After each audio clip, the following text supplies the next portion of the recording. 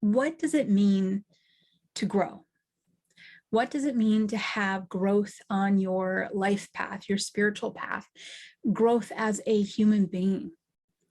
We can put a lot of different sentences in here. It could be finding more compassion, finding more patience, becoming a better version of you, being better than you were just a couple years back, and fill in the blanks on what better means for you. Whatever that is, because it's different for everyone. I'll tell you that right now. It's absolutely different for everyone because everyone has different challenges. Everyone has different interactions that they have throughout their childhood and their youth that really build their triggers and their blocks, and some things that we just weren't ever given that we need to learn how to get. There's so many different, just a number of ways that an individual can grow. So today what I want to do is I want to talk about the process of human growth, the process of growing into the best version of yourself. What is it really? And what is that process? Because I feel like if we talk about the process, then we have an idea of the road that we're walking down. We have an idea of the path that we're following. And when we have that, well, it's easier to do. It's just straight up easier to do. So let's start with this. We are spiritual beings having a human experience. We've heard that. It's so true. It's so true. We're here to have experiences, both good and bad. But there are times in our life where we want to expand. We want to become better. We want to improve in a certain area. And what's happening behind the scenes for that? Well, a couple things are happening. First off, we are consciously or subconsciously knowing that this is the time to move forward, that this is the time to release a trigger or heal an old wound or set a boundary or practice a new routine for ourselves in order to step up, in order to raise our vibration, in order to become a better version of ourselves. Now, I say consciously or unconsciously because sometimes we're aware that this is the time to do something, and sometimes we're just pushed into it because it needs to happen. Perhaps our guides pushed us into it, or perhaps, the universe is saying, hey, I know you don't know this, but this is coming up, and so we need you to prepare a little bit. Now, we have these road markers in our life that we set up before we ever come down here. And when we set these markers up in our lifetime, really what we're saying is those are going to be the checkpoints that we hit. Now, if you're coming up on another checkpoint that you set up before you ever came down here and you're not ready for it, guides, source, universe, loved ones on the other side are all going to work for you to help you get ready for it. For example, easiest example I can think of, perhaps you're in the second half of your life and it's time for you to finally meet that soulmate, that life partner, that person that, it is just absolutely wonderful and perfect for you. But maybe there's an old pattern you need to let go of first, because if you carry that pattern into the relationship, it won't work. Maybe there's a trigger or a fear that you have to let go of, because if you pull that trigger or fear into the relationship, it won't work. So the guides, loved one, source, God, goddess, whoever is your source in your heart connection, because we all have our own connection. Whoever that connection is for you is watching over you and is going to say, hey, you really got to work on this because this is coming up. Now, if we had perfect communication, perfect spiritual communication, perfect intuition, we could hear, see everything coming, we would hear and see, oh, this is coming, and we would, oh, I got to get this done before that comes up. But, when we know too much about what's coming up in the future, we do tend to kind of screw things up. I'm going to be really honest about that. We do.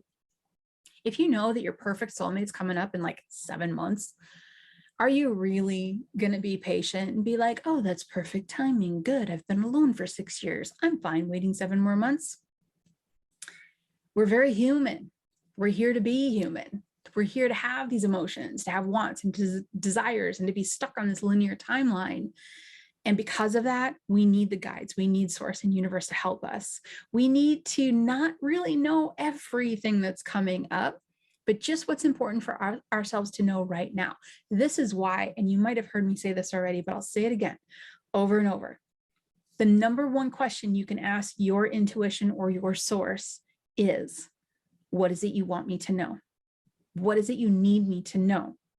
That's getting yourself out of the way and allowing the most important information to come through, because you might not know what's coming in 7 months, but they do.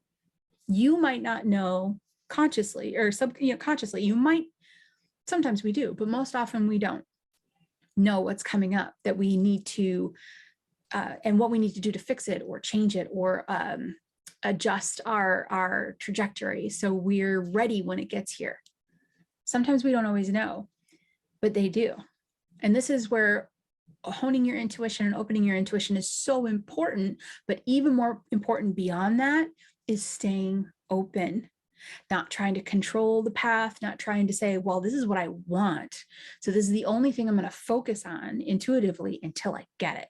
Okay. Because you might be getting something that you didn't even know you wanted, but you're in your own way now because you're so focused on wanting this. I want that. I want the answers. Make that happen, make it happen, make it happen.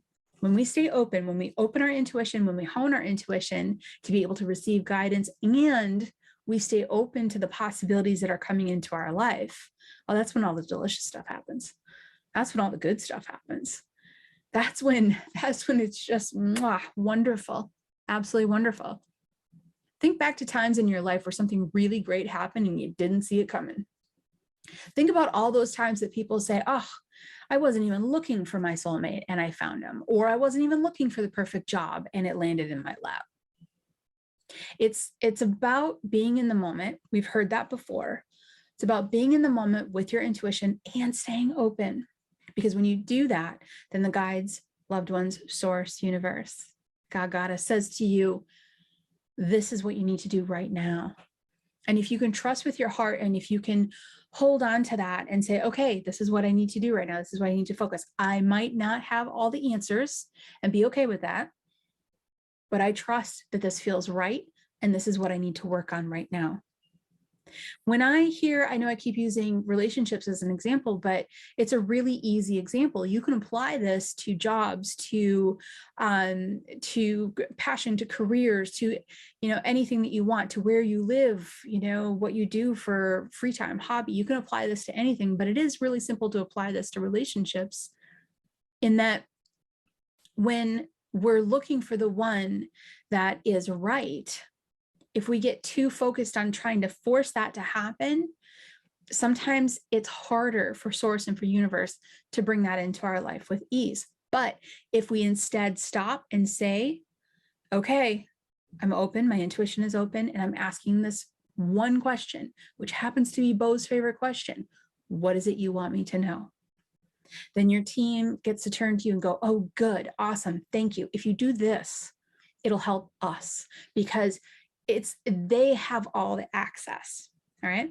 So this is the spark to become a better version. This is the spark to release a trigger or release a fear or set a boundary or do something different. That's the spark. There's usually a reason why we get the call to improve ourselves in some shape or form. When it comes to the process of it, that's what I want to get to in this video.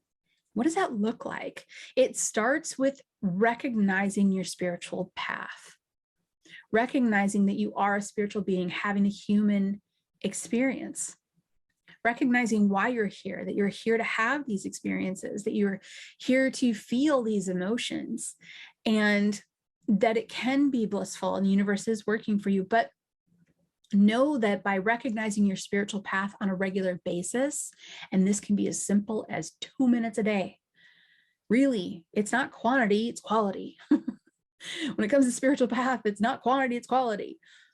Recognizing, stopping your human trajectory for the day and saying, I'm taking a minute to recognize who I really am, that I am in this physical body, I'm a spirit, in a physical body on a linear time path, and I'm having these experiences. But when you recognize that spiritual body, recognize your energetic body, when you recognize that on a daily basis, you're anchoring into your spiritual path every day. What happens when you do that? You start to see more, you start to feel more, you start to expand, and most importantly, you start to align. Because by recognizing your spiritual path every single day, even if it's just a 2-minute acknowledgement of it in the morning or before you go to bed, it doesn't even matter. It just matters that you do. And when you do this every single day, the invitation to become aligned presents itself, because your intent and your focus is on your spiritual path. You've acknowledged it, that it's part of it. You're not lost in the human. As a result, it's easier to get the messages of what you need to do to align yourself. Again, releasing something, changing something, improving. And that alignment is what causes the growth. It's not, let me use an example of compassion.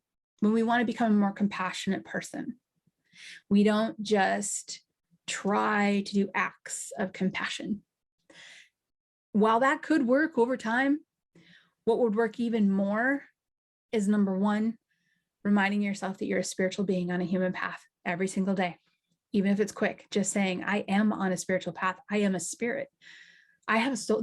I'm a soul that's walking through this earth. How magical is that? That's step number one. Step number two is doing the things to align. If we lack compassion, something's out of alignment. Why? Because as a spiritual being, see how the recognition is so important? As a spiritual being, we are love. We are 100% unconditional love. Without this physical body, without linear time, without this earthly experience, the spirit, your soul is 100% unconditional love. So alignment is reconnecting with that, realigning with that 100% unconditional love. That is in essence what alignment is.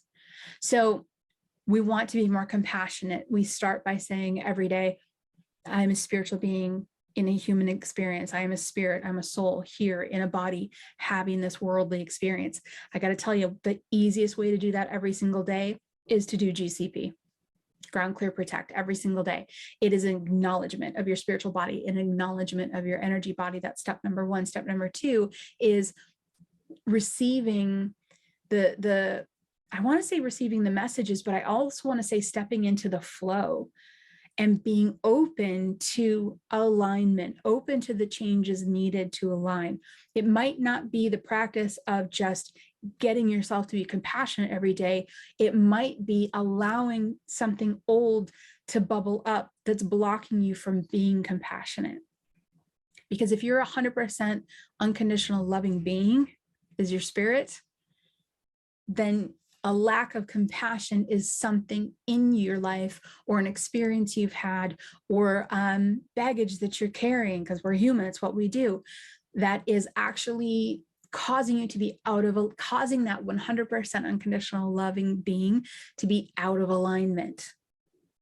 So thinking about it in terms of aligning yourself, that's where the growth becomes easier. Not just trying to force yourself to be something that you want to be, but instead saying, where's the block? Where's the block that, because I know I am a compassionate individual. So why am I struggling to be compassionate in times that I know I should be or would be? There's a block there. Look for the block, look for the trigger. The trigger is going to come up when you're acknowledging your spiritual path, when you're honing your intuition, when you're staying open, when you're saying, what is it you want me to know? They can guide you toward that block. Facing that block, becoming aware, making changes brings alignment. And what happens when we have alignment? We crack out of that human shell. Think of it as that humanness. and everything is in that humanness around us. It's like a shell around you. When you focus on your spiritual alignment, that shell cracks open. That's what growth is. That's your spirit expanding, busting through that and saying, I'm going to live a life more so in line and in alignment with my spirit than I am with these human patterns and triggers and, et cetera, et cetera. It's getting in line with that spiritual flow that's being in the flow. And then what happens as a result of that is empowerment. Empowerment, we see people that are really empowered and we think, oh, that'd be so wonderful. Empowerment comes when we have alignment. When we're in alignment, when we're in touch with who we really are, that's where empowerment comes. How can I raise my self-esteem? Find that alignment. How can I get the courage? Find that alignment. How can I follow my passion and my dreams, unabashedly, just go out and do? Find alignment. Find what is off. Find what is blocking. Find what was told to you that's not accurate to your spirit. Find that missing piece or that shift that's just not in the right place. And how do we do that? It's going to be different for everyone. For some, they find it through meditation. For some, they find it through repeat situations that come up over and over and over again. And they're like, I don't want to do that again. Meditate, get quiet, go inward, do inner work, shadow work, mirror work, therapy, doesn't matter. Find some source that works for you, because it's different for everyone. Find a source that works for you, that helps you to look at how your spirit is aligned, how your soul is aligned, and does that equate with how you're walking your human path? Does your spiritual path equate with your human path? If it doesn't, something's off. You don't have alignment. When you don't have alignment, you're not in touch with that pureness of you, which is unconditional love. So all improvement comes from finding that alignment. Step one, get on your spiritual path. Acknowledge your spiritual path every day. GCP is great for that. Step two, be open with your intuition to receiving information about how to get more aligned. Step three, experience the growth. Let that open, let that shell just expand, that human shell like kind of fall apart, and let more of your life be spirit-led, your spirit-led, your soul-led, food for your soul. It's what you need. And then lastly, the empowerment will come. The empowerment will come because you're being more of you. This process, I mean, this is what the SAGE method is all about, literally. The SAGE method, SAGE stands for spirituality, alignment, growth, and empowerment. It's literally what the program is about. And this is what I'm really passionate about, because when we approach growth differently, instead of just trying to repeat something, and if I do this enough, it'll work. If we approach growth differently, we open up to things that we never knew we could open up to before.